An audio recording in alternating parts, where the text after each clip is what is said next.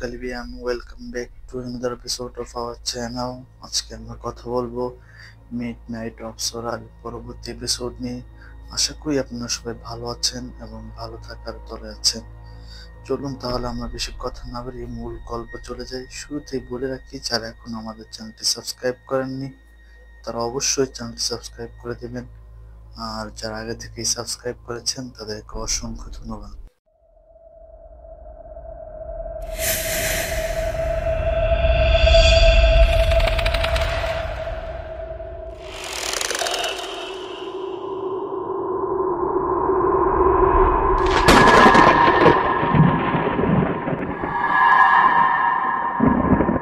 সর্দারের সামনে হাঁটু গেড়ে বসে আছে অপ্সরার বাবা মা।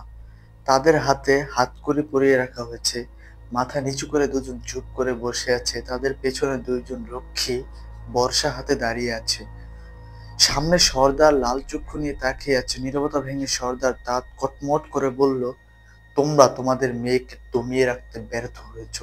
তোমাদের মেয়ে আবার আমার পথে বাধা সৃষ্টি করেছে। এবার সে নিজের সীমা অতিক্রম করে ছিরিকে বন্দি করেছে। অপসমারার বাবা মা একে অপরের দিকে অবাক দৃষ্টিতে তাকালো, কিন্তু কোনো কথা বলল না। সর্দার আরো রাগান্বিত কণ্ঠে বলল, জাকার্তা তাকে জীবিত অথবা মৃত নিয়ে আসবে, তারপর তোমাদের দুজনকেও মৃত্যুদণ্ড দেওয়া হবে। সেই পর্যন্ত আনন্দের সাথে নিঃশ্বাস নিয়ে রাখো। অপ্সরার বাবা এবার সর্দারের দিকে অসহায় দৃষ্টিতে তাকালো। এর সাথে দৃশ্য চলে গেল কিছুটা পূর্বে, যখন ইনালদের সাথে লড়াই শেষ অপ্সরা সবার থেকে আড়াল হয়ে পৃথিবীর উদ্দেশ্যে চলে যাচ্ছিল, তখন হঠাৎ থেমে গেল এবং কিছু একটা ভেবে নিজেদের তাঁবুতে গিয়ে দেখলো বাবা মা লড়াইয়ের সময় ছড়িয়ে ছিটিয়ে পড়ে যাওয়া জিনিসপত্রগুলোকে গুছিয়ে রাখছে। অপ্সরাকে দেখে তার বাবা সুন্দর করে হেসে বলল, আমি দেখেছি তোমাকে লড়াই করতে, তুমি অত্যন্ত বীরত্বের সাথে লড়াই করেছো মেয়ে। অপ্সরা একটু মুচকি হেসে বাবাকে সাহায্য করতে করতে বলল, বাবা আমি পৃথিবীতে ফিরে যাচ্ছি, আমি তাকে ওয়াদা করে এসেছি। এটা শুনে অপ্সরার বাবার চেহারা কালো হয়ে গেল এবং বলল, তুমি কি শুনোনি সর্দারের আদেশ? আমরা আমাদের চিন্তা করি না, কিন্তু সে তোমাকে তো মেরে ফেলবে। অপ্সরা তার বাবার হাত ধরে অশ্রুসিক্ত চোখে কিছুক্ষণ তাকিয়ে রইল, যেন চোখের ভাষা এখন মুখের ভাষাকে হারিয়ে দিয়েছে। অপ্সরার বাবার চোখেও পানি। অপ্সরার মা খুব কম কথা বলে, সবসময় চুপ থাকতে পছন্দ করে, কিন্তু আজ হঠাৎ বলে উঠলো, আমরা নিজেরাও জানি আমাদের মেয়ের হাতে বেশি সময় নেই, তাহলে ওর জীবনের শেষ কয়টা দিন নিজের মতো করে বাঁচতে দাও। সর্দারকে আমরা না হয় বুঝিয়ে বলবো, আর সে না বুঝলে আমরা আমাদের জীবন দিয়ে দেব। অপ্সরা তার মায়ের দিকে অবাক দৃশ্যে তাকিয়ে দ্রুত গিয়ে জড়িয়ে ধরলো এবং কান্না করতে লাগলো। অপ্সরার মা পিঠে হাত বুলিয়ে দিয়ে বলল, যাও তুমি নিজের ওয়াদা রক্ষা করো, আমাদের জন্য চিন্তা করো না। দৃশ্য বর্তমানে ফিরে এলো। সর্দারের ধমক শুনে অপ্সরার বাবা হুঁশ ফিরল। কি হলো, তোমরা চুপ করে আছো কেন? তোমাদের মেয়ে যা করছে তার জন্য কি তোমরা অনুতপ্ত নও? এবার অপ্সরার মা বলে উঠলো, আমাদের মেয়ে এখন বড় হয়েছে, সে নিজের সিদ্ধান্ত নিজেই নেয়। আমরা অথবা আপনি তাকে হাজার বাধা দিলেও সে তাই করবে যা তার মন বলবে। সর্দার প্রচন্ড রেগে বর্ষা থেকে উঠে গেল এবং বলল, তোদের কি নিজের মেয়ের মৃত্যু নিয়ে শঙ্কা নেই? তাকে আমি মেরে ফেলবো শুনো কি ওদের ভয় হচ্ছে না? অপ্সরার বাবা হালকা হেসে বলল, যে আগে থেকেই মৃত্যু পথযাত্রী, তাকে আর কিভাবে মারবেন সর্দার? দৃশ্য পরিবর্তন। মুখ থুবড়ে পড়ে আছে অপ্সরা, নাক মুখ দিয়ে রক্ত বের হচ্ছে। কোকড়াতে কোকড়াতে উঠে দাঁড়িয়ে নিজের নাকের রক্ত মুছে হাতে এনে ডলা দিয়ে দেখলো।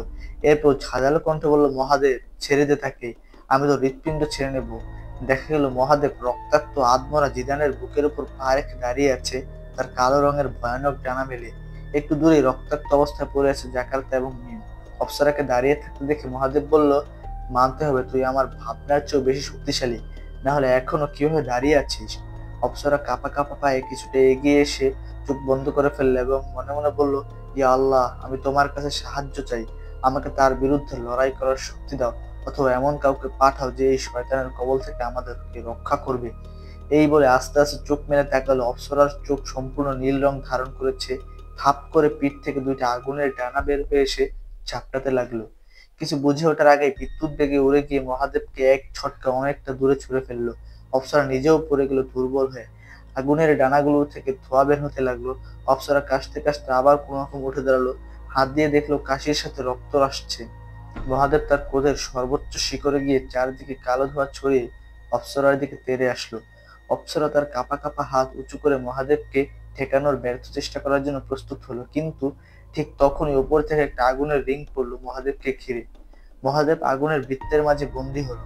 অপ্সরা অবাক চোখে তাকিয়ে বলল, বুড়িমা তুমি? দেখা গেল সেই বুড়ি দাঁড়িয়ে আছে বৃত্তের বাইরে, তার মাথার চুলের জায়গায় এখন কালো কালো সাপ। মহাদেব হুংকার দিয়ে বলল, তোর কি মনে হয় আমাকে এই সামান্য বৃত্তে বন্দি করে রাখতে পারবি? বুড়ি বলল, কিন্তু যতক্ষণ তোকে বন্দি করে রাখতে পারবো ততক্ষণে তারা সবাই নিরাপদে বের হয়ে যাবে এখান থেকে। এই বলে বুড়ি অপ্সরার দিকে তাকিয়ে বলল, সবাইকে নিয়ে চলে যে এক্ষুনি, আমি তাকে আটকে রাখছি। অপ্সরা আর এক মুহূর্ত দেরি না করে জিদান সহ জাকারিয়া এবং মিমকে হাওয়ায় ভাসিয়ে উড়াল দিল সেখান থেকে। মহাদেব চিৎকার করে গর্জন দিয়ে বৃত্ত ভাঙার জন্য আঘাত করতে লাগলো।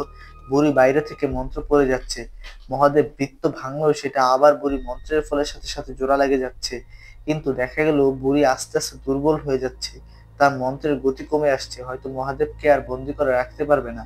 সত্যি সত্যি বুড়ি একসময় মাটিতে লুটিয়ে পড়লো দুর্বল হয়ে, আর বৃত্ত অদৃশ্য হয়ে গেল।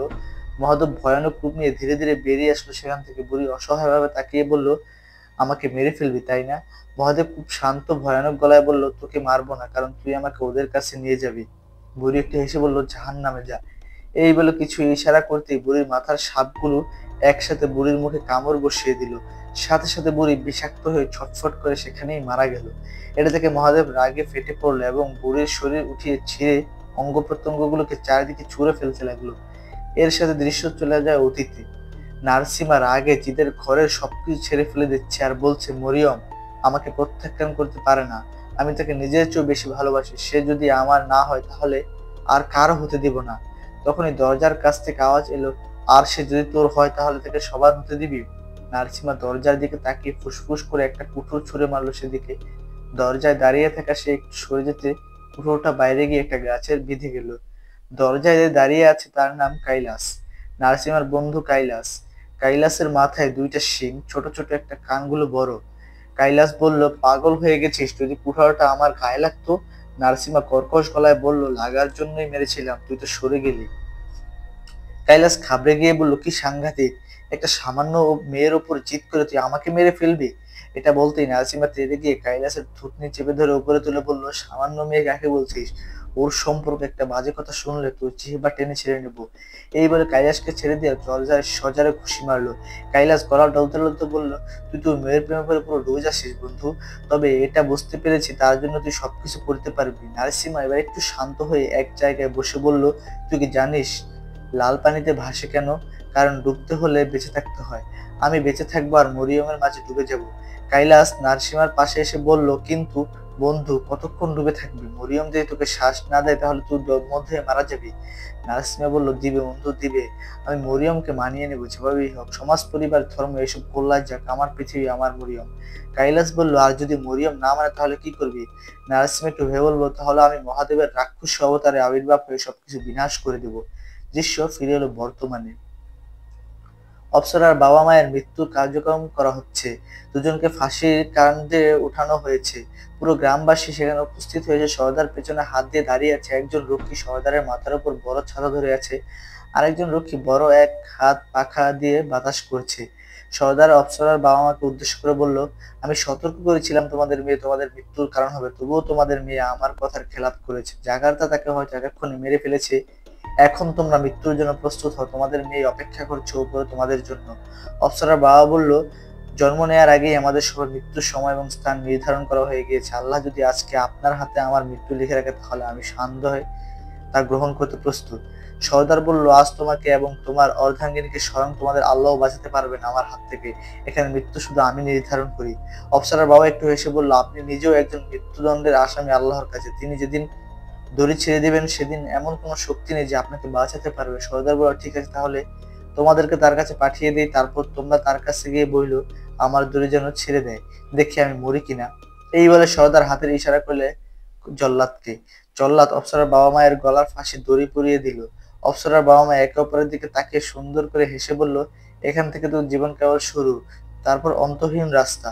অপ্সরার বাবা মা একসাথে কালামা পড়ে নিল, লা ইলাহা ইল্লাল্লাহু মুহাম্মাদুর রাসূলুল্লাহ। সর্দারের হুকুমে জল্লাদ দড়ি টেনে দিল। অপ্সরার বাবা মা ঝুলে পড়লো ফাঁসিতে। হঠাৎ কোথা থেকে যেন একটা উড়ন্ত চাকু এসে ফাঁসির দড়ি কেটে দিল। অপ্সরার বাবা মা নিচে পড়ে গেল মৃত্যু কার্যকর হওয়ার আগেই। সর্দার প্রচন্ড রেগে ঝাঁঝালো কণ্ঠে বলল, কে এটা করলো? কার এত বড় সাহস? দেখা গেল গ্রামবাসীর পেছন থেকে আসতে সবাই। সর্দার সেদিকে তাকিয়ে দেখলো মরুভূমির উঠে থাকা বালু ভেদ করে কেউ একটা ঠেলা গাড়ির মতো কিছু টেনে টেনে এগিয়ে আসছে। স্পষ্ট হতেই সবাই হা করে রইল। সর্দার অবাক হয়ে তাকিয়ে বলল, তার মানে সে এখনো জীবিত? তাহলে জাকার্তা কোথায়? অপ্সরার বাবা মা সেদিকে তাকিয়ে আনন্দিত হয়ে বলল, আমাদের মেয়ে ফিরে এসেছে। অপ্সরা রক্তাক্ত অবস্থায় গাড়ি টেনে ধীরে ধীরে পায়ে হেঁটে হেঁটে এসে কিছুটা দূর থেকেই সর্দারকে উদ্দেশ্য করে বলল, আমি ফিরে এসেছি, আমার বাবা মাকে হাত ছড়িয়ে দিন আপনি। এটা বলেই সেখানে জ্ঞান হারিয়ে পড়ে গেল অপ্সরা। অপ্সরার বাবা মা দৌড়ে গেল, সর্দারও তাড়াহুড়ো করে সেখানে গিয়ে দেখলো গাড়িতে জাকার্তা সহ সেই দুজন যার ছেলের দায়িত্ব ছিল, অর্থাৎ জিদান এবং মিম, তারাও অনেকে আহত অবস্থায় আছে।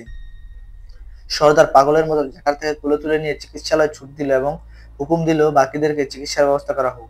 অপ্সরার বাবা অপ্সরাকে কোলে নিয়ে ছুটে গেল চিকিৎসালয়ে। এই দুজন রক্ষী জিদান এবং মিমকে উঠিয়ে চিকিৎসালয়ে নিয়ে গেল। দৃশ্য পরিবর্তন।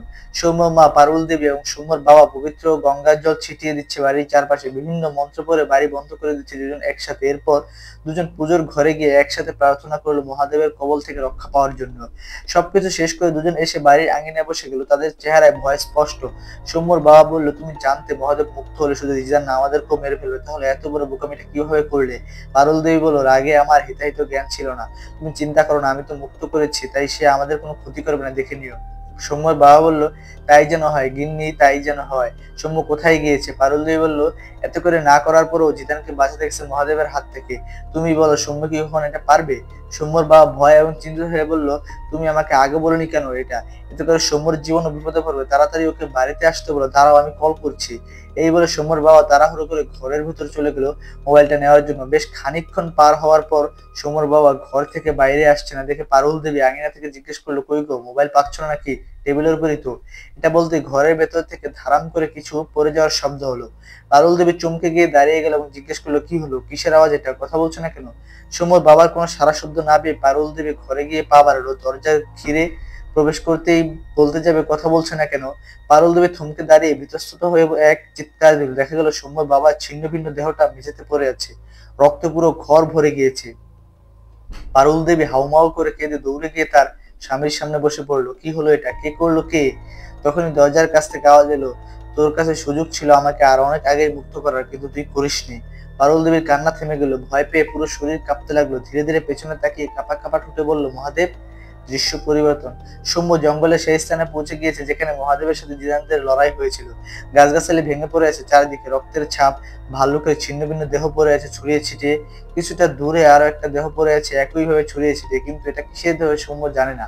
এখানে অবস্থা দেখে সৌম্যর আত্মা কেঁপে উঠলো ভয়ে ভয়ে। চারিদিকে তাকিয়ে দেখলো, জিদান কোথায় তুই?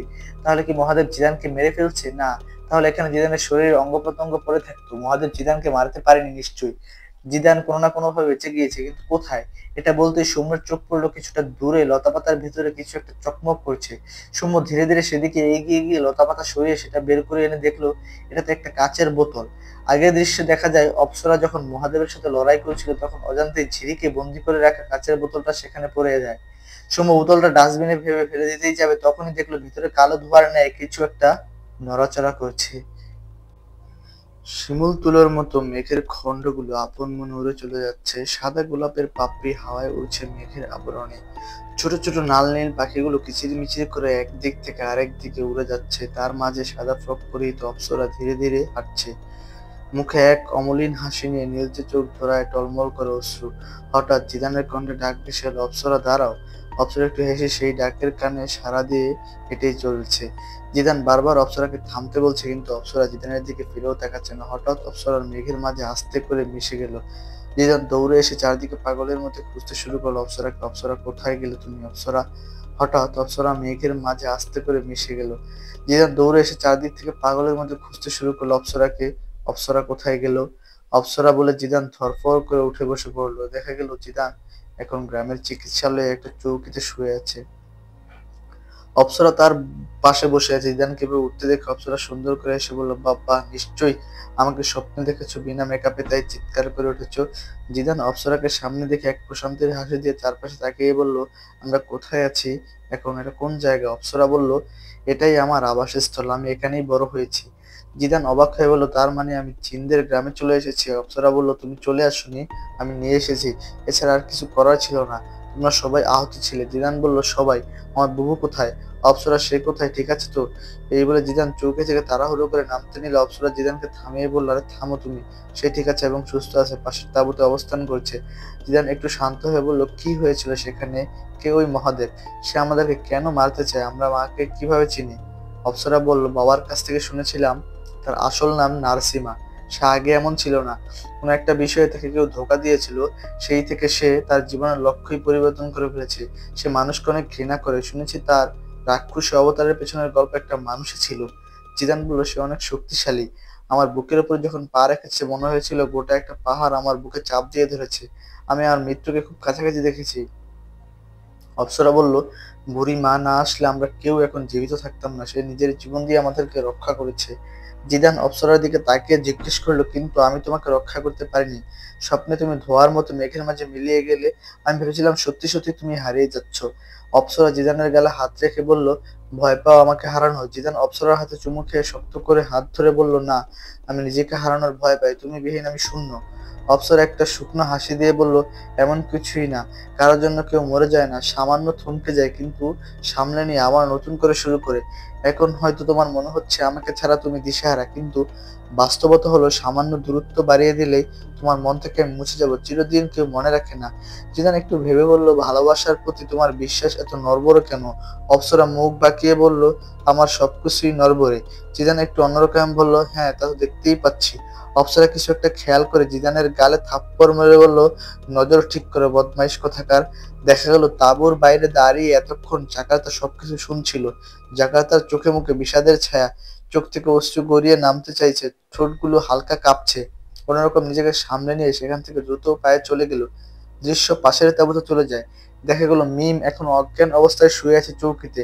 একজন বৃদ্ধ চিকিৎসক মিমের ক্ষত স্থানগুলো ভেজা কাপড় দিয়ে পরিষ্কার করে দিচ্ছে এবং আঠালো কিছু দিয়ে লাগিয়ে দিচ্ছে। সেটা লাগাতেই ক্ষতস্থানগুলো আপনা আপনি মিলে যাচ্ছে। হঠাৎ তাঁবুর কাপড় ফাঁকা করে সেখানে জাকারিয়া প্রবেশ করলো। চিকিৎসক তাড়াহুড়ো করে দাঁড়িয়ে হাত সামনে রেখে কুর্নিশ করে বলল, রাজকুমার আপনি? জাকারিয়া বলল, কি অবস্থা এখন তার? চিকিৎসক বলল, তার ক্ষতস্থান ভেষজ লাগিয়ে দিয়েছে, কিছুক্ষণের মাঝে তার জ্ঞান ফিরে আসবে, চিন্তার কোনো কারণ নেই। জাকারিয়া বলল, ঠিক আছে আপনি এখন যান এবং পাশের তাঁবুতে তারা ভাই আছে, দেখুন তার কি অবস্থা। চিকিৎসক যথা আজ্ঞা বলে বেরিয়ে গেল তাঁবু থেকে। জাকারিয়া ধীরে ধীরে গিয়ে মিমের পাশে বসলো। অপলক দৃষ্টিতে মিমের দিকে তাকিয়ে বলল, আমি তোমার বাচালতার বিরক্ত ছিলাম, ভাবতাম এত কথা বলো কেন তুমি, কিন্তু আজ তোমাকে চুপ থাকতে দেখে সত্যিই ভালো লাগছে না। এই বলে জাকারিয়া মিমের গালে হাত রাখলে পরক্ষণেই আবার হাত সরিয়ে নিয়ে বলল, আমি এটা কি করছি? আমি তো অন্য একজনকে ভালোবাসি, তাহলে এই মেয়ের প্রতি আমার অনুভূতি জেগে উঠেছে কেন? এটা কি সম্ভব একই সময়ে একই হৃদয়ে দুজনকে নিয়ে ভালোবাসা অনুভব করা? এটা বলতে মিম চোখ বন্ধ করে বলল, অবশ্যই সম্ভব। ভালোবাসা হলো চলন্ত ট্রেনের মতো, তোমার সামনে দিয়ে অনেক ট্রেন যাবে আসবে, অনেক ট্রেন দেখে মনে হবে এটা বোধহয় তোমাকে গন্তব্য পৌঁছে দিবে, কিন্তু তোমাকে সেই ট্রেনটা খুঁজে বের করতে হবে যে তোমাকে নির্দিষ্ট গন্তব্যে নিয়ে যাবে। জাকারিয়া চমকে গিয়ে বলল, এই বাচালটা কি ঘুমিয়েই কথা বলছে নাকি ঘুমের ভান ধরে আছে? মিম আস্তে করে চোখ মেলে তাকালো এবং সুন্দর করে হেসে বলল, ঘুম তো ভেঙে গিয়েছে সেই কখন, অপেক্ষায় ছিলাম কখন মুখ দিয়ে অক্সিজেন দিবে, আর সেটা হলো কই। জাকারিয়া একটু কাশি দিয়ে বলল, এই ফালতু কথা বলবে না কিন্তু, মহাদেবের হাত থেকে কিভাবে বেঁচে ফিরেছে তা জানি না, আর তোমাকে তো গলা চেপে ধরে যেভাবে ঝুলিয়ে রেখেছিল মনে হয় কয়েক ফিট লম্বাও হয়ে গেছো। মিম একটা দীর্ঘশ্বাস ফেলে বলল, হ্যাঁ, ঝুলে থাকলে যদি লম্বা হতো তাহলে তোমার অনেক কিছু এতদিনে মাটির সাথে ঘষাঘষি করতো। জাকারিয়া মিমের মুখে হাত দিয়ে বলল, শুধু শুধুই তোমাকে আমি বাচাল বলি না, মুখে কিছুই আটকায় না। মিম জাকারিয়ার হাতে কামড় দিয়ে বলল, আমি হাতের কথা বলছিলাম, তুমি বেশি গভীরে চলে গেছো, নিজের কলুষিত মন আগে ঠিক করো। জাকারিয়া একটু ধমক দিয়ে বলল, চুপ একদম, আমার মন মোটেও কলুষিত না। ছোটবেলায় বাবার সাথে একবার পৃথিবীতে ঘুরতে গিয়ে গুড়া দুধ মনে করে হুইল পাউডার খেয়ে ফেলেছিলাম, সেই থেকে মন পরিষ্কার হয়ে গিয়েছে। মিম একটু মুচকি এসে বলল, বাহ বাহ, তুমি মজাও করতে পারো। আমি তোমার গম্ভীর দেখে ভেবেছিলাম তোমার বাবাকে জোর করে বিয়ে দেওয়া হয়েছিল, তারপর রাগের মাথায় তুমি হয়ে গিয়েছো। জাকারিয়া বলল, এই জন্যই গুরুজনেরা বলে গিয়েছে মেয়েদেরকে বেশি লাই দিতে নেই, তাহলে মাথায় চড়ে বসে। মিম একটা লাজুক হাসি দিয়ে বলল, চোখ টিপ মেরে, আমি তো তোমার মাথায় চড়ে চাঁদের দেশে যেতে চাই। এবার জাকারিয়া ফিক করে হেসে দিল আর বলল, তোমাকে কিছু বলার চেয়ে নিজেকে দুই গালে দেওয়া ভালো। মিম হেসে বলল। জাকারিয়াও হেসে হেসে মিমের সাথে খুনসুটি করতে লাগলো।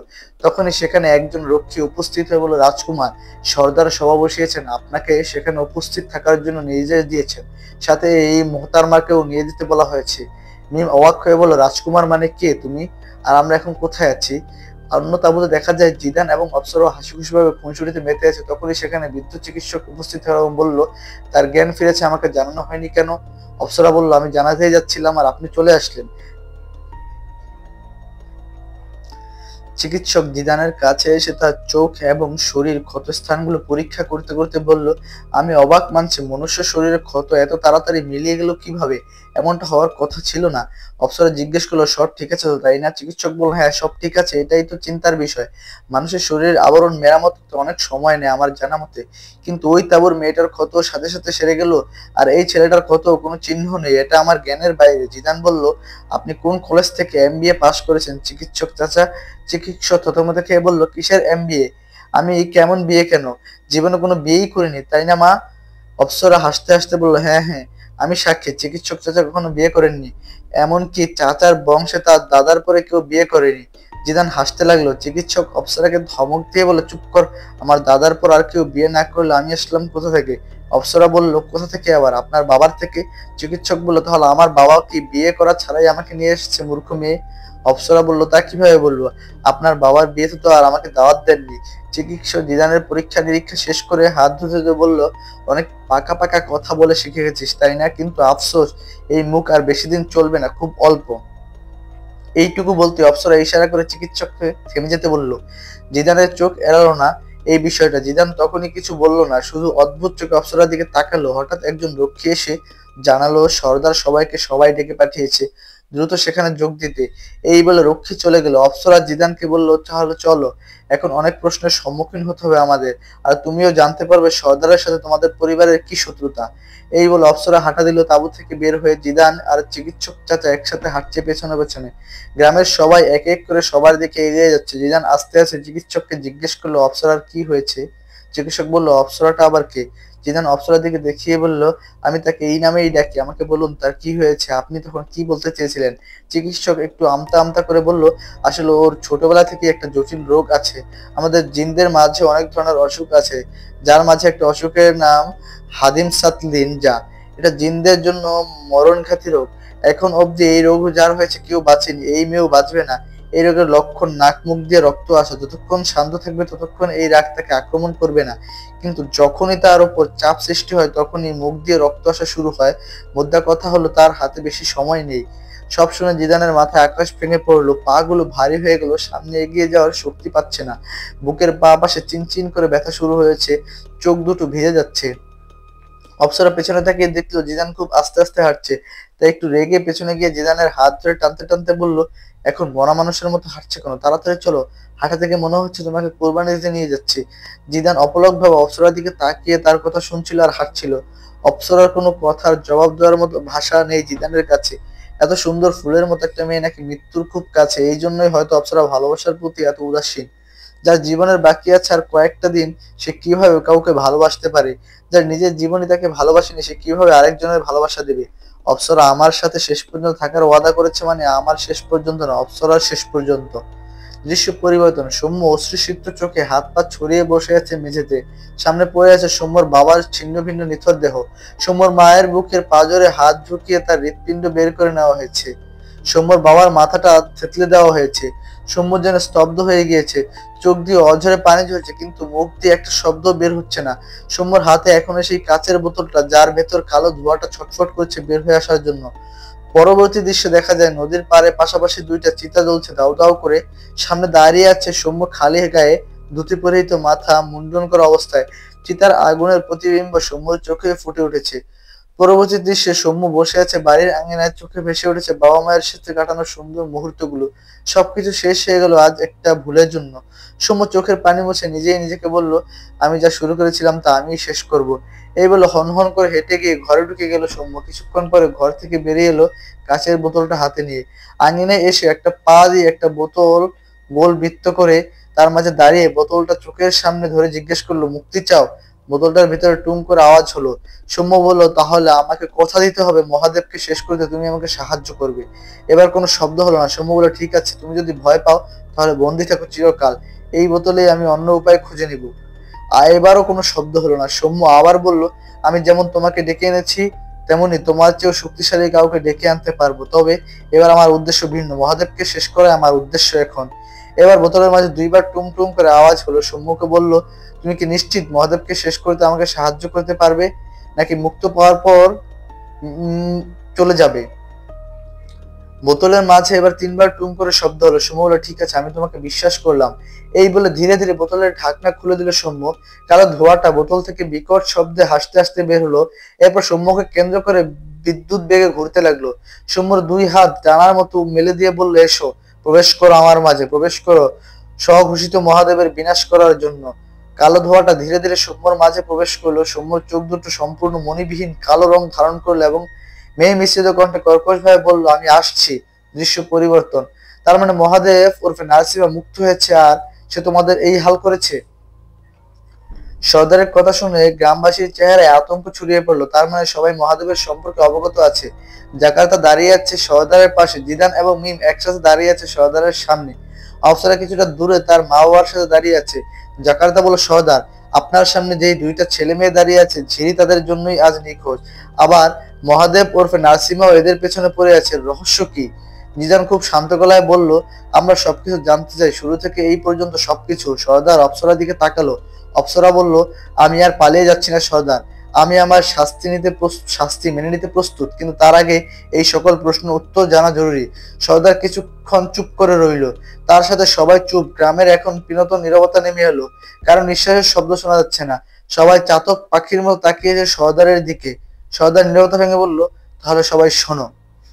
দৃশ্য শুরু হয় অতীত থেকে। মধ্যরাতের কোনো এক প্রহরে সেই পুরনো মসজিদে এক যুবক তাহাজ্জুদের নামাজ আদায় করেছে। সাদা পাঞ্জাবি পায়জামা এবং মাথায় কালো টুপি পরিহিত। সে ঠিক মসজিদের মাঝ বরাবর দাঁড়িয়ে নামাজ পড়ছে। জানালা দিয়ে চাঁদের আলো প্রবেশ করে পরিবেশটা হালকা আলো আধারিত রূপান্তরিত করেছে। হঠাৎ লক্ষ্য করা যায় তার পেছনে কয়েকটা সাদা অবয়ব এসে দাঁড়িয়েছে। কিছুক্ষণ পর আপনা আপনি গায়েব হয়ে গেল সেগুলো। ওই যুবকটা টেরও পেল না সে তার মতো নামাজ আদায় করে যাচ্ছে। মসজিদের বাইরে দৃশ্যে দেখা যায় সে অবয়বগুলো ধীরে ধীরে দৃশ্যমান হচ্ছে। সাদা আলখাল্লা পরিহিত, লম্বা লম্বা দানবীয় শরীর, মুখ ভর্তি ধবধবে সাদা দাড়ি, হাতে তাসবিহ। তাদের মাঝে সাদা বোরকা পরিহিত কয়েকজন নারী মূর্তিও রয়েছে। তাদের সবার চেহারা স্পষ্ট রাগ ফুটে উঠেছে। একজন বলে উঠলো, এটা আমাদের নামাজের সময়। এই মনুষ্য যুবক আমাদের নামাজে ব্যাঘাত ঘটিয়েছে, তাকে মেরে ফেলবো। আরেকজন বলল, তার উচিত ছিল মসজিদের যে কোনো এক কোণে দাঁড়িয়ে নামাজ আদায় করা। সে কি অবগত নয় আমরা অদৃশ্য জগতের বাসিন্দা, রাতে মসজিদে নামাজ আদায় করি? আরেকজন বলল, ঠিক আছে, তার নামাজ শেষ হতে দাও, তারপর তাকে মেরে ফেলবো। তখনই আমাদের মাঝে একজন নারী মূর্তি বলল, এটা আল্লাহর ঘর, এখানে কারো রাজত্ব চলে না। সে মানুষ হোক বা জিন, নামাজ পড়ার অধিকার সবার আছে। আমাদের উচিত মস্তিষ্ক দিয়ে না ভেবে অন্তর দিয়ে ভাবা, কারণ মস্তিষ্কের নেওয়া সিদ্ধান্ত সবসময় ধ্বংস ডেকে আনে। তার কথা শুনে অন্য একজন নারী মূর্তি বলল, তুমি চুপ থাকো মরিয়ম, এখানে বড় কথা বলছো, তার মাঝে তোমার কোনো কথা নেই, সিদ্ধান্ত নেওয়ার দায়িত্ব বড়দের। তখনই একজন বয়োবৃদ্ধ বলল, মরিয়ম ঠিক বলেছে, এটা আল্লাহর ঘর। আমরা যেমন আল্লাহর সৃষ্টি, মানুষ আল্লাহর সৃষ্টি, এখানে সবার অধিকার সমান। আমাদের উচিত অপেক্ষা করা যতক্ষণ না তার নামাজ শেষ হয় এবং সে চলে যায়। সবাই তখন বয়োবৃদ্ধের কথায় সহমত পোষণ করলো এবং এক এক করে অদৃশ্য হয়ে গেল। শুধুমাত্র মরিয়ম সেখানে দাঁড়িয়ে রইল। কি মনে করে মরিয়ম মসজিদে প্রবেশ করলো এবং ওই যুবকের পেছনে গিয়ে দাঁড়ালো। মুগ্ধ চোখে তার দিকে তাকিয়ে রইল। যুবক মৃদু শব্দে কোরআন তেলাওয়াত করেছিল সূরা বাকারা থেকে, কিন্তু হঠাৎ তার তেলাওয়াত ভুল হয়ে যায়। সে আয়াতের কিছু অংশ ভুলে যায় এবং বারবার আউড়ে আউড়ে মনে করার চেষ্টা চালিয়ে যায়। যখন কোনোভাবেই মনে করতে পারলো না, তখনই মরিয়ম আনমনে পেছন থেকে সঠিকটা বলে দেয়। যেহেতু মরিয়ম হাফেজা ছিল, তাই সে জানতো এটা। যুবক হঠাৎ এমন মেয়ে কণ্ঠ শুনে ঘাবড়ে গেল। মসজিদে মেয়ে আসলো কোথা থেকে? ভয় পেলেও নামাজই জারি রাখলো।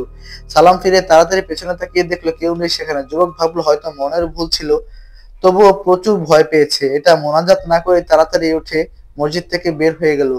সে যাওয়ার পর সেখানে মরিয়ম দৃশ্যমান হলো এবং খিলখিল করে হাসতে হাসতে বলল, এই মানুষ জাতি এত ভীতু হয় কেন? দৃশ্য পরিবর্তন। পরদিন দেখা যায় মরিয়ম একটা ঝুড়ি নিয়ে কোথাও যাচ্ছে। সামনে বিশাল এক ফুলের বাগান, হরেক রকম ফুল ফুটে আছে। অদ্ভুত সুন্দর প্রজাপতি এবং মৌমাছি উড়ে বেড়াচ্ছে সেই ফুলগুলোতে। মরিয়ম ফুল কুড়িয়ে ঝুড়িতে রাখছে এবং গুনগুন করে অন্যরকম এক সঙ্গীত গাইছে। হঠাৎ পেছন থেকে একটা হাত এসে মরিয়মের মাথায় একটা ফুল গুজে দিল। মরিয়ম চমকে গিয়ে কিছু না বুঝে উল্টে ঘুরে হাঁটু দিয়ে পেছনে থাকা বেল বাজিয়ে দিল। দেখা গেল এটা নার্সিমা ছিল। নার্সিমা মুখ ফুলিয়ে খিচ মেরে পেছনে গিয়ে বলল, ভবিষ্যতে আঘাত করে দিলে প্রিয়তমা। মরিয়ম বেগম বলে উঠল, আপনি আপনি আবার আমার পেছনে এসেছেন, আপনাকে আর কতবার বলবো আমার সাথে আপনার সম্পর্ক সম্ভব না। নার্স এবার দম নিতে নিতে একটু স্বাভাবিক হয়ে বলল, সৃষ্টি জগতে সম্ভব না বলে কিছুই নেই, জানো না? স্রষ্টা সবকিছু সৃষ্টি করেছে আমাদের জন্য, কিছু কিছু বাধা অবশ্যই আছে, তবে সেটা কোনো বিষয় না। মরিয়ম আবার ফুল তোলার মনোযোগ দিয়ে বলল, আপনি বলতে থাকেন, আমি শুনতে থাকি, সারা জীবন বলতে থাকেন, তবুও আমি বলবো আপনার সাথে আমার সম্ভব না। তাই শুধু শুধু আমার পিছনে পড়ে থেকে বুড়ো হইয়েন না। নার্সিমা বলল, বুড়ো হবো মানে? তোমাকে কি মনে হয় আমি আমার কলার কিসমিস হওয়া পর্যন্ত অপেক্ষা করব? এর আগেই সবাইকে বানিয়ে তোমাকে নিজের করে নেব। মরিয়ম এবার ফুল তোলা ক্ষান্ত দিয়ে একটু ভেবে বলল, দেখুন কি সিংহলা আশিক, সবাই মানলো আমি মানবো না, আর আমি না মানলে সবাই মানবে না। এখন কানের কাছে ঘ্যান ঘ্যান না করে জানতো এখান থেকে, আপনার জন্য আমার কাছে ব্যাঘাত ঘটছে। নার্সিমা মরিয়মের সাথে ফুল তুলতে তুলতে বলল, তুমি কি জানো আরবের মরুভূমিতে মরিয়ম ফুল নামে এক ধরনের ফুল ফোটে? আমার মাঝে মাঝে মনে হয় তোমার বাবা মা হয়তো তোমাকে সেখান থেকে তুলে এনেছে, তুমি ঠিক সেই ফুলের মতো মিষ্টি আর স্নিগ্ধ। আমি মৌমাছি হয়ে সারা জীবন এই ফুলের মধু সংগ্রহ করতে চাই। মরিয়ম বিরক্ত হয়ে বলল, শুধু ফুল দেখলেই হবে নাকি ফুল গাছে কাটাও দেখতে হবে? এমন জায়গায় খোঁচা দিব কেউ কেউ দেখাতে পারবেন না। জান বলছে এখান থেকে। নাসিম একটু রেগেই বলল, এমন ভাব দেখাচ্ছ মনে হচ্ছে তোমার কপালে কোনো জিন নেই, ওই দুর্বল জাতের এক সাধারণ মানুষ আছে। এটা বলে নাসিমা হনহন করে সেখান থেকে চলে গেল। মরিয়ম থমকে গিয়ে এক ভাবনার জগতে হারিয়ে গেল, যেখানে কাল রাতে সেই যুবকের হাত থেকে মরিয়ম সবুজ ঘাসের চাদরে হেঁটে বেড়াচ্ছে, দুজনের মুখে সুন্দর হাসির ঝলকানি। মরিয়ম ভাবনা থেকে হুঁশে ফিরল এবং মুচকি এসে বলল, কিসব ভাবছেন, এটা কি সম্ভব নাকি? তখন পেছন থেকে এক মহিলা কণ্ঠ ভেসে আসলো, এই যে নবাবজাদি, তোমাকে কখন ফুল কুড়াতে পাঠিয়েছে আর তুমি এখানে দাঁড়িয়ে তারা গুনছো? মরিয়ম ফুল তুলতে তুলতে বলল, আর বলো না মা, ওই যে পাশের গ্রামের সিংহলো নার্সিম আছে না, সে এসেও কিসব আবল তাবল বলা শুরু করেছে, তাই দেরি হয়ে গেল। মরিয়মের মা বলল, বলিস কি, তোকেও বিরক্ত করা শুরু করে দিয়েছে? ওই ছেলে তো আমার বিলকুল পছন্দ না। তোর বাবার সাথে তোর ব্যাপারে কথা বলতে এসেছিল গতকাল। মরিয়মের হাত থেকে ফুলের ঝুড়িটা পড়ে গেল ঠাস করে। মায়ের দিকে তাকিয়ে অবাক হয়ে জিজ্ঞেস করলো, কি বলছো মা? সে বাবার সাথে কথা বলেছে মানে? বাবা কিছু বলেনি তাকে? মরিয়মের মা বলল, তো বাবা তো প্রথমে খুব রাগ করেছিল, একে তো সে অন্য ধর্মে, তার উপর জাত ভিন্ন, মাথায় শিং আছে, কিন্তু পরে যখন সে বলল মরিয়মের জন্য সে মুসলিম হতেও রাজি, তখন তোর বাবা বলেছে ভেবে দেখবে এই বিষয়ে। মরিয়ম প্রচন্ড রেগে হনহনিয়ে সেখান থেকে প্রস্থান করলো। মা বারবার ডাকলো আর শুনলো না। এরপর সে ফুলের ঝুড়ি উঠাতে উঠাতে বলল, আমার মেয়েকে দরকার পড়লে কোনো মানুষের সাথে বিয়ে দিব, তবু ওই সিংহলার কাছে না। দৃশ্য পরিবর্তন। নার্সিমা আর তার বন্ধু কাইলাস গ্রামের রাস্তা ধরে হাঁটছিল। নার্সিমাকে উদাস দেখাচ্ছে। কাইলাস কিছু জিজ্ঞেস করলো, সেটার উত্তর দিচ্ছে না, শুধু হ্যাঁ অথবা না বলে জবাব দিচ্ছে। কাইলাস বিরক্ত হয়ে বলল, শুনলাম মরিয়ম নাকি চুরি করে ছেড়ে দিয়েছে। নার্সিমা আগের মতোই আনমনে বলল, না মানে হ্যাঁ, না মরিয়ম ওই চুরি করে মানে? তোর মুখ আমি ভেঙে ফেলবো কাইলাস। কাইলাস মুখ এগিয়ে দিয়ে বলল, নে ভেঙে ফেল, তবুও দয়া করে ঠিক করে কথা বল, আর চেহারা এমন চেরাগের মতো করে না রেখে একটা হাস। নার্সিমা বলল, আর আমার হাসি রে বন্ধু, মরিয়ম তো আমাকে পাত্তাই দিচ্ছে না, কিন্তু একটা আশা আছে, ওর বাবা বলেছে ভেবে দেখবে।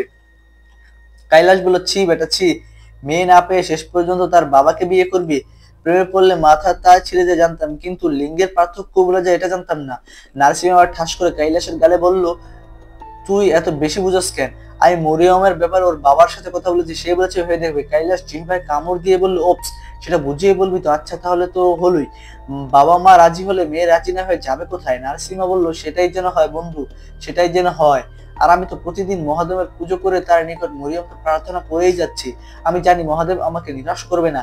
সেই ছোটবেলা থেকে আমি তার পুজো করি, কখনো কিছু চাইনি নিজের জন্য, এখন শুধু মরিয়মকে চাই।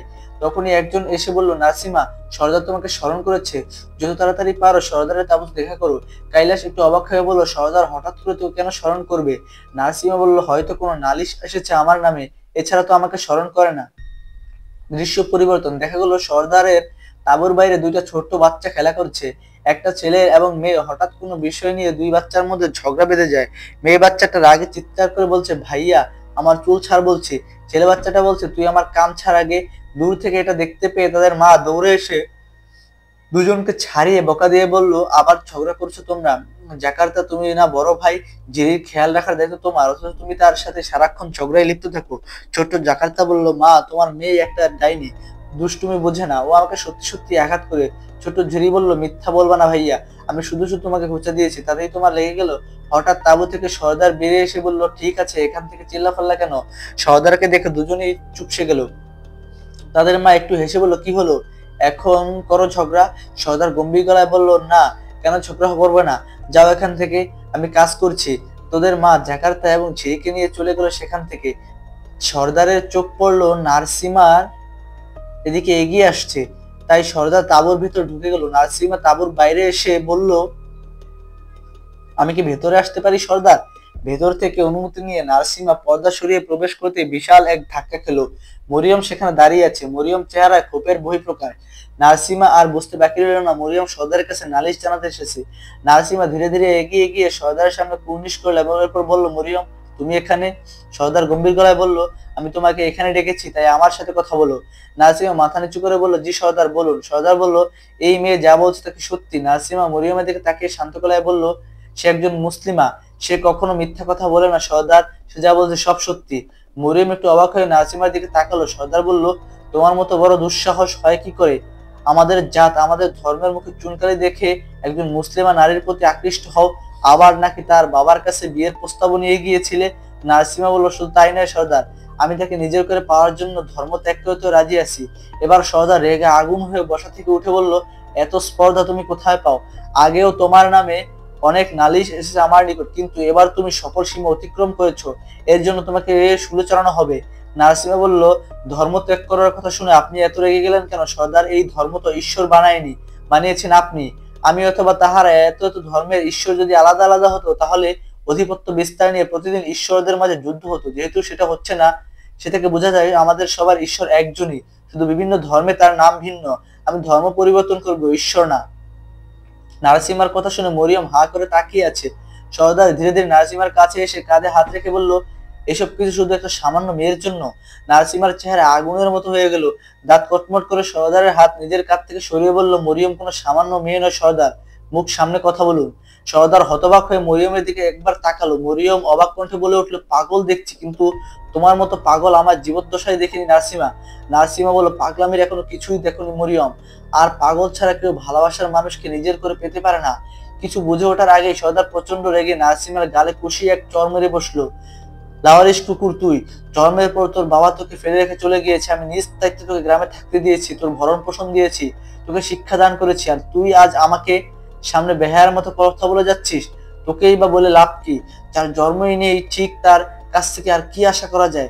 এটা বলতেই নার্সিমা আগুনের গোলার মতো লাল হয়ে রাগে ফুসফুস করে সর্দারকে ধাক্কা মেরে তাঁবু থেকে ছিঁড়ে ফাইরে ফেলে দিল। মরিয়ম ভয়ে এক কোণে গুটিসুটি মেরে দাঁড়িয়ে রইল। বাইরে থেকে রক্ষীরা এসে তাড়াতাড়ি নার্সিমাকে ধরে ফেললো। নার্সিমা চিৎকার করে বলল, আমি লাওয়ারস কুকুর নই, আমার বাবা মা ছিল, যেদিন তাদেরকে খুঁজে পাবো সেদিন শুধু জিজ্ঞেস করবো কেন তারা আমাকে ফেলে রেখে চলে গিয়েছিল। যদি আমাকে দরকারই না ছিল তাহলে জন্ম কেন দিয়েছিল? আমি কি তাদের কাছে অনুরোধ করেছিলাম আমাকে জন্ম দিতে? আমি কি ঈশ্বরকে বলেছিলাম আমাকে এবারে শিং দিয়ে সৃষ্টি করতে? আমি কি বলেছিলাম আমাকে এমন কুৎসিত ভাবে তৈরি করতে? রক্ষীরা সবাই মিলে নাসিমাকে ধরে রাখতে পারছে না, সবাইকে টেনে হিঁচড়ে নিয়ে যাচ্ছে রাগে গজগজ করতে করতে। হঠাৎ নাসিমার চোখ গেল ভয়ে কুকড়ে যাওয়া মরিয়মের দিকে। এবার নাসিমা একটু শান্ত হলো এবং আবেগঘন কণ্ঠে বলল, বিশ্বাস করো মরিয়ম, আমি ছিলাম উদ্দেশ্যহীন এক বাজ পাখি। আমার কোনো লক্ষ্য ছিল না, নিজের জন্য কিছু করার শখ ছিল না, কাউকে ভালোবেসে তার সাথে ঘর বাঁধারও কখনো স্বপ্ন দেখিনি। আমার ভয় ছিল যদি আমি আমার বাবা মায়ের মতো স্বার্থপর হই, আমার সন্তানকেও যদি আমি ফেলে রেখে চলে যাই।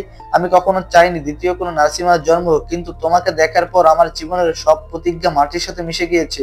তোমাকে দেখা মনে হয়েছে আমার নিজের জন্য কিছু চাওয়ার সময় হয়েছে, নিজেকে নিয়ে ভাবার সময় হয়েছে। আমি তোমাকে অনেক ভালোবাসি মরিয়ম, তোমার ভালোবাসায় আমি ধ্বংস হতে পারি, আবার ধ্বংস করতেও পারি। ততক্ষণ সর্দার আহত অবস্থায় সেখানে খোঁড়াতে খোঁড়াতে এসেছে। রাগে গজগজ করে বলল, অন্ধকূপে নিয়ে যাও ওই রাক্ষসকে, তাকে শুলে চড়ানো হবে খুব শীঘ্রই। মরিয়ম এবার চুপ থাকলো না, দৌড়ে গিয়ে সর্দারের সামনে হাত জোর করে বলল, সর্দার, আমি তার বিরুদ্ধে সকল অভিযোগ তুলে নিলাম, দয়া করে তাকে ছেড়ে দিন। সর্দার বলল, এখন এটা শুধু তোমার মামলা নয় মেয়ে, সে সর্দারের গায়ে হাত তুলেছে, এর শাস্তি তো তাকে পেতেই হবে। মরিয়ম কান্না করে দিয়ে সর্দারের সামনে মাথা নত করে করে বলতে লাগলো, সে যা করেছে হিতাহিত জ্ঞান শূন্য হয়ে করেছে, আপনি তাকে লালন পালন করেছেন, সে আপনার সন্তানের মতোই, তাকে ছেড়ে দিন দয়া করে। সর্দার এবার আরো রেগে মরিয়মকে ধাক্কা দিয়ে ফেলে বলল, তাকে শাস্তি পেতেই হবে। মরিয়মকে ধাক্কা মারতেই নাসিমা থমকে গেল। এতক্ষণ রক্ষীদের সাথে ধস্তাধস্তি করেছিল, হঠাৎ নাসিমার চোখগুলো আগুনের রূপ ধারণ করলো, পুরো শরীর থেকে কালো ধোঁয়া বের হতে লাগলো। এক ঝটকায় ধরে রাখা সকল রক্ষীকে ছিটকে ফেলে দিল এদিক ওদিক। বিদ্যুৎ বেগে গিয়ে সর্দারের গলা চেপে ধরে মাটির সাথে লাকিয়ে বলল, তোর কত বড় সাহস, আমার মরিয়মের গায়ে হাত দিয়েছিস? তোকে আমি মেরে ফেলবো। রক্ষীর আবার দৌড়ে এসে নার্সিমাকে সর্দারের কাছ থেকে ছাড়ানোর চেষ্টা করতে লাগলো, পিছন থেকে আঘাত করতে লাগলো, কিন্তু নার্সিমার যেন কোনো হুঁশ নেই। সর্দার ছটফট করেছে নিজেকে ছাড়ানোর জন্য, দম প্রায় বন্ধ হয়ে আসছে। দূরে দাঁড়িয়ে ছোট্ট জাকার্তার ঝি বাবা মা বলে কান্না করছে। অবস্থা বেগতিক দেখে মরিয়ম বুঝতে পারলো নার্সিমা সর্দারকে মেরেই ফেলবে। দৌড়ে গিয়ে মরিয়ম নার্সিমার কাঁধে হাত রেখে বলল, ছেড়ে দিন তাকে আমার জন্য। এটা শুনতেই নার্সিমা শান্ত হয়ে গেল। অবাক দৃষ্টিতে মরিয়মের দিকে তাকালো। সর্দার নিজেকে ছাড়িয়ে কাশতে লাগলো। রক্ষী নার্সিমাকে শিকলে বন্দি করে অন্ধকূপের দিকে নিয়ে যেতে লাগলো। নার্সিমা মরিয়মের দিকে তাকিয়ে সুন্দর করে হেসে বলল, তোমার জন্য শুধু তাকে কেন, এই দুনিয়াও ছেড়ে দিতে পারবো।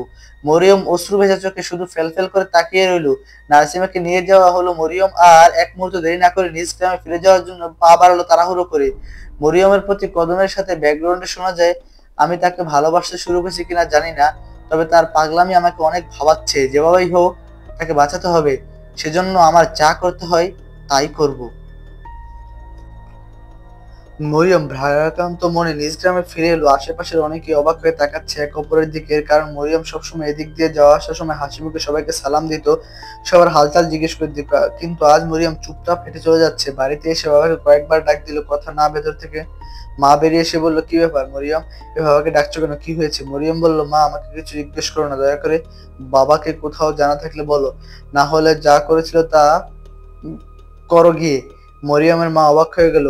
মরিয়ম কখনো এভাবে কথা বলেনি। বুঝতে পারলো মরিয়ম কোনো পেরেশানিতে আছে, তাই কথা না বাড়িয়ে বলল, তোমার বাবা জোহরাজের নামাজ পড়তে গিয়েছে কিছুক্ষণ আগে, তোমার খোঁজও করেছিল আজ সকাল থেকে না দেখে।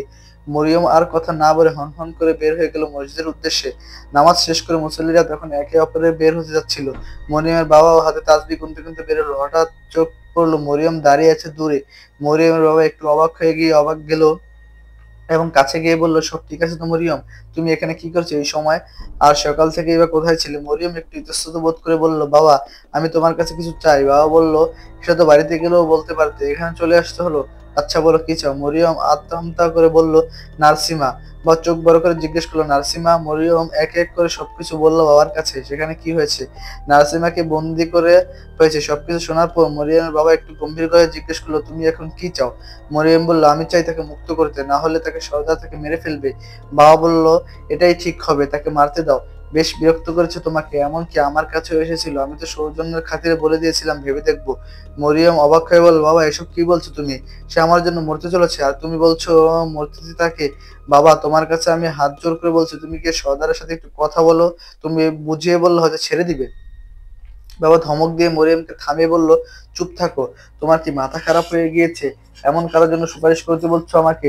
আমি যা আমাদের জাতের না, আমাদের ধর্মের না, আমাদের গ্রামের না। চুপ, বাড়িতে ফিরে যাও মরিয়ম, এই বিষয়ে আর কথা বলতে চাই না আমি। মরিয়ম অশ্রুসিক্ত চোখে বাবার দিকে কিছুক্ষণ তাকিয়ে রইল, এরপর হন হন করে হেঁটে চলে গেল। মরিয়ম বাবার রাগে গজগজ করে বলল, আমি তাকে কোরআনের হাফিজা বানিয়েছি একটি সিংওয়ালা প্রাণীর জন্য, চোখের পানি ফেলার জন্য। তার মতো মেয়ে থাকার চেয়ে না থাকাই ভালো। দৃশ্য পরিবর্তন, একটা ছাত্রাবাস দেখা যায়। কয়েকজন ছাত্র থাকে এখানে, কেউ পড়ালেখা করছে, কেউ কেউ দাবা খেলছে, কেউ ভেজা প্যান্ট ইস্ত্রি করে শুকিয়ে দিচ্ছে, কেউ ছোট আয়না টেবিল রেখে দাড়ি শেভ করছে। কিন্তু সবার মাঝে একটা ছেলে চিংপটাং হয়ে শুয়ে আছে ফ্লোরের বিছানায়। এক বড় ভাই খাতা কলম নিয়ে এসে সবার কাছ থেকে মিলে টাকা খুঁজছে।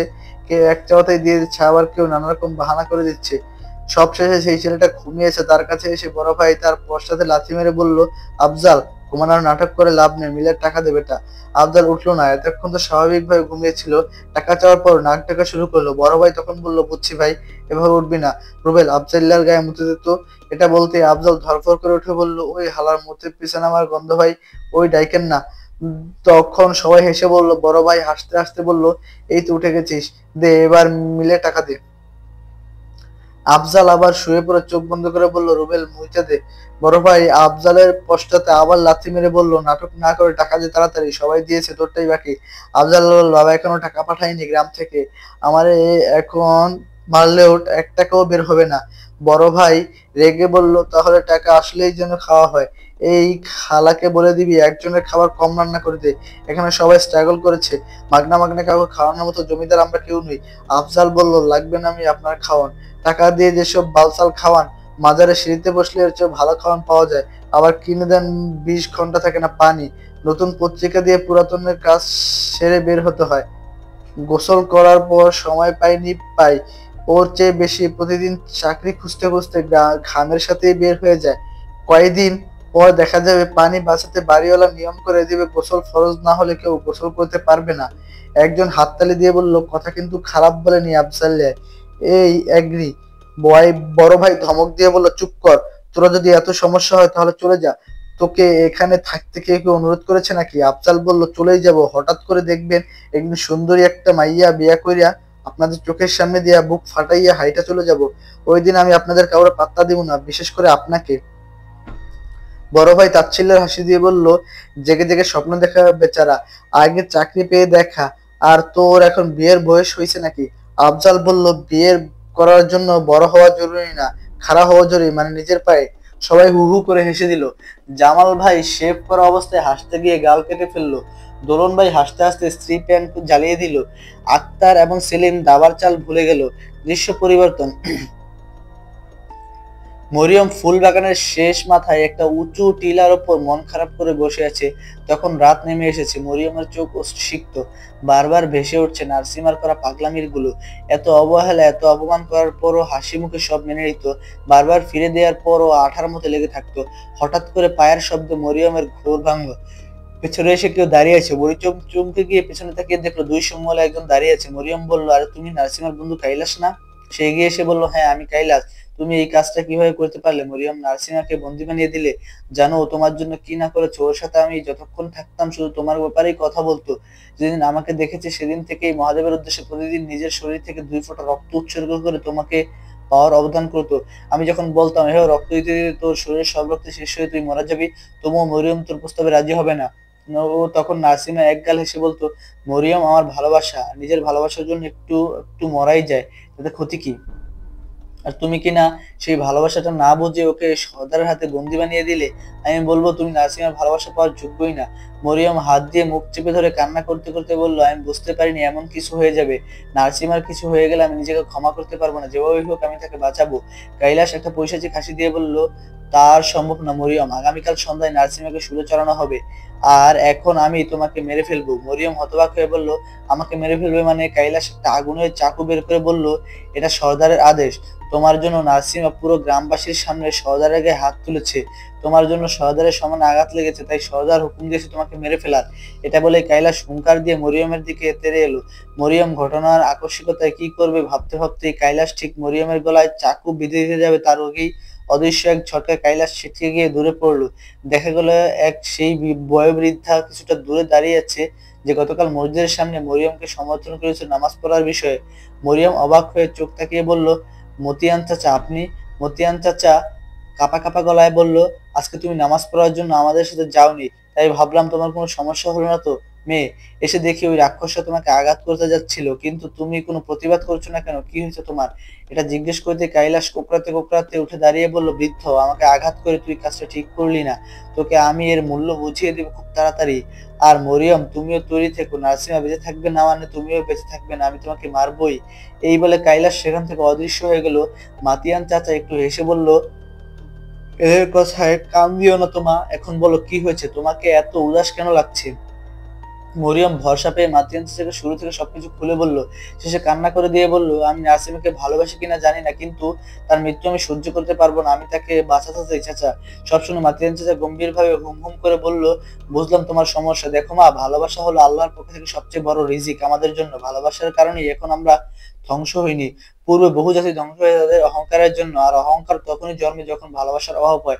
নার্সিমা তোমাকে নিজের জীবনের চেয়ে বেশি ভালোবাসে, সবাই নার্সিমার মতোই কাউকে চায় জীবন সঙ্গী হিসেবে, আর তুমি তাকে পেয়েও অবহেলা করেছো। এখন বুঝে আর কি হবে? নাসিমার মৃত্যু অনেক কাছাকাছি দাঁড়িয়ে আছে। মরিয়ম খপ করে মাতিয়ান চাচার হাত ধরে কাঁদতে কাঁদতে বলল, আমাকে সাহায্য করুন চাচা, নাসিমাকে বাঁচাতে চাই আমি। মাতিয়ান চাচা একটু যে ভেবে বলল, একটা পথ খোলা আছে, সেটা নাসিমাকে মৃত্যু থেকে বাঁচিয়ে তো নিবে, কিন্তু সে তার জীবনটা হারিয়ে ফেলবে। মরিয়ম কৌতূহলে জিজ্ঞেস করলো, ঠিক বুঝলাম না চাচা, তার অর্থ কি? মাতিয়ান চাচা বলল, তোমাকে পৃথিবীতে যেতে হবে, এমন একজন মানুষের রক্ত পান করতে হবে, জন্ম হয়েছে চন্দ্রগ্রহণের রাতে, কিন্তু তার সব রক্ত না, তাকে জীবিত ছেড়ে দিতে হবে। মরিয়ম বলল, এতে করে নাসিমা কিভাবে বাঁচবে? মাতিয়ান চাচা বলল, তার রক্ত পান করে তুমি ওই গ্রামে প্রবেশ করবে কাল সন্ধ্যার সময়। যখন নাসিমাকে শুলে চড়ানো হবে, তখন তোমার চোখের দিকে যে তাকাবে সে নির্দিষ্ট একটা সময়ের জন্য ঘুমের রাজ্যে চলে যাবে। তুমি তোমার চোখের চাহনি দিয়ে গোটা গ্রামের সবাইকে ঘুম পাড়িয়ে দিবে, বিশেষ করে সর্দার যেন বাদ না পড়ে। আর ওই গ্রামের নিয়ম অনুযায়ী কারো মৃত্যুদণ্ডের নির্দিষ্ট সময় পার হয়ে গেলে সে মুক্ত, তাকে তার মৃত্যুদণ্ড দেওয়া হবে না। মরিয়ম খুশি হয়ে এক চিলতে আশা খুঁজে পেল। মাতিয়ান চাচা চিন্তিত চেহারা বলল, কিন্তু? মরিয়ম বলল, কিন্তু কি আবার? মাতিয়ান চাচা বলল, রক্তের প্রভাব তোমার শরীর থেকে কেটে গেলে তোমার তোমার সকল অলৌকিক শক্তি হারাবে। তুমি তার মতোই হয়ে যাবে যার রক্ত তুমি পান করবে, অর্থাৎ একজন অলৌকিক শক্তিবিহীন জিন। এটা শুনে মরিয়মের মুখটা অন্ধকার হয়ে গেল। এক চিলতে আশায় মরুভূমির ঝড় বয়ে গেল। এমনটাও কি হতে পারে? মাতিয়ান চাচা, আমি জিন থাকবো কিন্তু একজন মানুষের রূপান্তরিত হয়ে যাব? এটা কি করে সম্ভব? মাতিয়ান চাচা বলল, সম্ভব রে মা, সম্ভব। এই দুনিয়া আল্লাহর স্বচক্ষে দেখা ছাড়া সবকিছুই সম্ভব। তবে আরো একটা শর্ত এখনো বাকি আছে। মরিয়ম মন খারাপ করলো।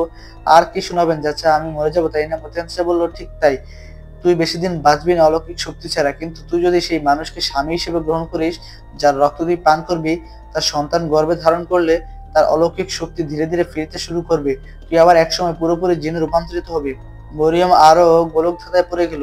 চিন্তার ছাপ চেহারায় নিয়ে বলল, কিন্তু নার্সিমা যখন জানবে আমি অন্য কাউকে বিয়ে করেছি, তাহলে তার উপর দিয়ে কি যাবে? সে কি সামনে নিবে নিজেকে? মাতিয়ান চেঁচে বলল, সে বেঁচে তো থাকবে অন্তত, না হলে কাল সন্ধ্যায় তার শেষ কাজও সম্পাদন করা হবে। তুই না বাঁচাতে পারবি তাকে, না ক্ষমা করতে পারবি নিজেকে। বাঁচানোর সুযোগ থাকা সত্ত্বেও তুমি যদি তাকে না বাঁচাও, তাহলে সারা জীবন এই গ্লানি বয়ে বেড়াতে হবে। মরিয়ম বসা থেকে উঠে বলল, এদিক ওদিক তাড়াহুড়ো করে পায়চারি করতে লাগলো, মাথায় থাপ্পড় দিতে লাগলো। মনে হলো নার্সিমাকে বাঁচানোর আমার মূল লক্ষ্য হওয়া উচিত। সে বেঁচে থাকলে পরে সবকিছু বুঝিয়ে বলা যাবে। সে অনেক জ্ঞান, নিশ্চয়ই আমাকে বুঝবে। নার্সিমাকে বাঁচাতে আমি এটা করবই। মাতিয়ান চাচা, আপনি আমাকে বলুন, চন্দ্রগ্রহণের জন্ম নেওয়া মানুষটা কোথায় পাবো আমি? নাসিমাকে বাঁচাতে আমাকে সবকিছু করতে রাজি। মাতিয়ান চাচা বলল, সিদ্ধান্ত নেওয়ার আগে একবার তোমার বাবাকে জানিয়ে রাখলে হতো না? মরিয়ম বলল, না চাচা, আমি বাবার কাছে সাহায্য চেয়েছিলাম, বাবা আমাকে সাহায্য করেনি। এখন তারা যদি জানতে পারে আমি এত বড় একটা কাজ করতে যাচ্ছি অন্য জাতের এক প্রাণীর জন্য, তাহলে তারা আমাকে আটকে দিবে। আমি আবার যখন আমার শক্তি ফিরে পাবো, সন্তান জন্ম দেওয়ার পরে, তখন এসে তাদের কাছে ক্ষমা চেয়ে নিব। দয়া করে এই বিষয়টা আপনার আমার মাঝেই যেন থাকে। নাতিয়ান চাচা একটু ভেবে বলল, ঠিক আছে, আমি এটা গোপন রাখবো। মনে হচ্ছে গতকাল এক যুবক মসজিদে নামাজ আদায় করেছিল আমাদের স্থানে। মরিয়ম বলল, হ্যাঁ মনে আছে তো, কি হয়েছে তার? মাতিয়ান চাচা বলল, আমি তার সম্পর্কে খোঁজ নিয়েছিলাম কৌতূহলবশত। তার নাম আফজাল শরীফ। সে পড়ালেখা করে, পাশাপাশি চাকরিও খুঁজে। আর্থিক অবস্থা ভালো না ছেলেটা। সেদিন মাহফিল থেকে শুনেছিল তাহাজ্জুদ নামাজ পড়ে আল্লাহর কাছে কিছু চাইলে আল্লাহ ফিরিয়ে দেয় না, তাই তাহাজ্জুদ পড়তে এসেছিল আল্লাহর কাছে চাকরির জন্য দোয়া করতে। আর সবচেয়ে বড় কথা, ওই যুবকের জন্য চন্দ্রগ্রহণের রাতে। মরিয়ম একটু অবাক হয়ে বলল, তাহলে তাকে আমার শিকার বানাবো আজ রাতে, আর সেই হবে আমার ভবিষ্যৎ স্বামী এবং সন্তানের বাবা। দৃশ্য পরিবর্তন। আফজাল ক্ষুধার জ্বালায় রাতের বেলা রাস্তায় হাঁটছে। মেসে আজকে তার জন্য খাবার রান্না হয়নি। সারাদিনে পানি ছাড়া কিছুই পড়েনি পেটে। মাজারে গিয়েছিল কিন্তু ফকির ভিখারিদের জন্য সিরিয়াল পায়নি। এই দুনিয়া যাকে দেয় তাকে পরিপূর্ণ করে দেয়, আর যাকে না দেয় তাকে কিছুই দেয় না। কি আজীব দুনিয়া। হাঁটতে হাঁটতে একটা টং দোকানের সামনে গিয়ে দাঁড়ালো আফজাল। অনেকেই চা খাচ্ছে, রুটি কলা খাচ্ছে। এগুলো দেখে আফজালের পেট টোল পাঠানোর মতো পেটাতে লাগলো। আর সহ্য করতে না পেরে দোকানে গিয়ে নিজেই একটা কলা এবং রুটি বসে খাওয়া শুরু করলো। টাকা কোথা থেকে দিবে সেই খেয়াল নেই। খাওয়া শেষে হঠাৎ মনে হলো পকেটে তো একটা টাকাও নেই। এখন কি করব? দোকানদার অন্যমনস্ক আছে, আস্তে করে চলে গেলে খেয়াল করবে না, কিন্তু তা না হলে খাবারটা তো হারাম হয়ে যাবে। না খেয়ে মরে যাওয়া ভালো, তবুও হারাম খাবার দিয়ে পেট ভরা ভালো না। দরকার হলে দোকানের কাপ ধুয়ে টাকা শোধ করব। এসব ভাবতে ভাবতে আফজাল দোকানদারের কিছু বলতে যাবে, তার আগেই দোকানদার বলে উঠলো, টাকা নেই তাই তো? আফজাল লজ্জা এবং অবাক হয়ে মাথা নাড়িয়ে সরিয়ে দিল। দোকানদার সুন্দর করে হেসে বলল, সমস্যা নাই, আমি তোমার দেখেই বুঝছি আমরা গরিব। যদি গরিবরা কষ্ট না বুঝি তাহলে আর কে বুঝবে ভাই? যান, মন দিয়ে পড়ালেখা করেন। যেদিন সাহেব হবেন সেদিন না হয় আমার একটা সেলুট দিয়েন। এই বলে দোকানদার হাসতে লাগলো হু হু করে। আফজাল লজ্জা পেয়ে দাঁড়িয়ে রইল। দোকানদার বলল, আরে মিয়া, মজা করেছি, সেলুট দেয়া লাগবে না।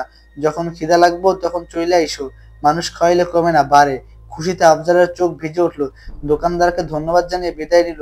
সারাদিন পর পেটে কিছু পড়েছে, এখন একটু শান্তি লাগছে। মানুষ যে বলে পেট শান্তি দুনিয়ার শান্তি, কথাটা খুব একটা মিথ্যে না। মেসে ফিরে যাওয়ার জন্য পা বাড়ালো আফজাল। হঠাৎ একটা মেয়ের কণ্ঠ, আফজাল, এই আফজাল। আফজাল থমকে দাঁড়িয়ে গেল।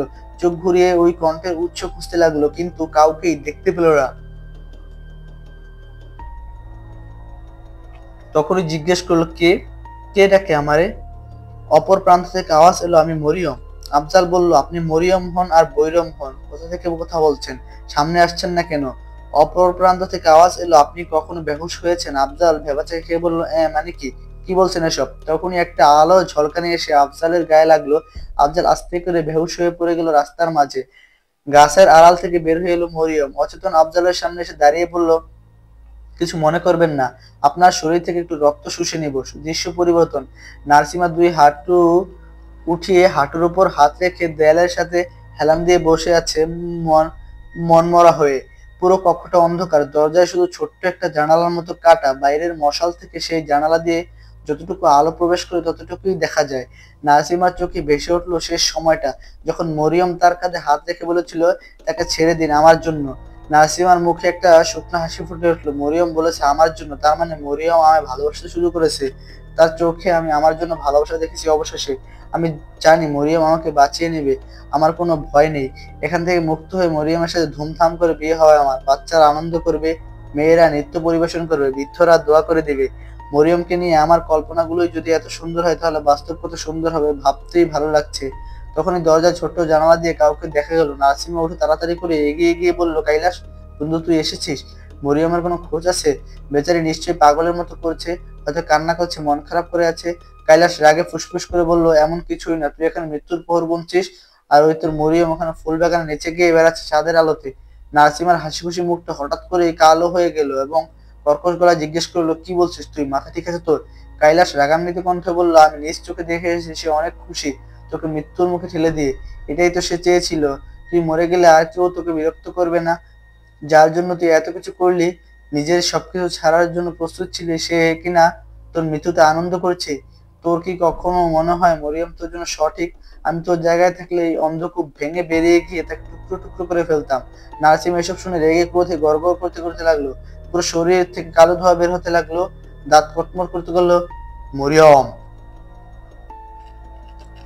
বন্ধুরা, আজ এই পর্যন্ত। এই গল্পটি কেমন লাগলো সেটা আপনারা কমেন্টের মাধ্যমে জানিয়ে দেবেন। খুব শীঘ্রই দেখা হবে পরবর্তী এপিসোড নিয়ে। ততদিন পর্যন্ত ভালো থাকবেন, সুস্থ থাকবেন। ধন্যবাদ।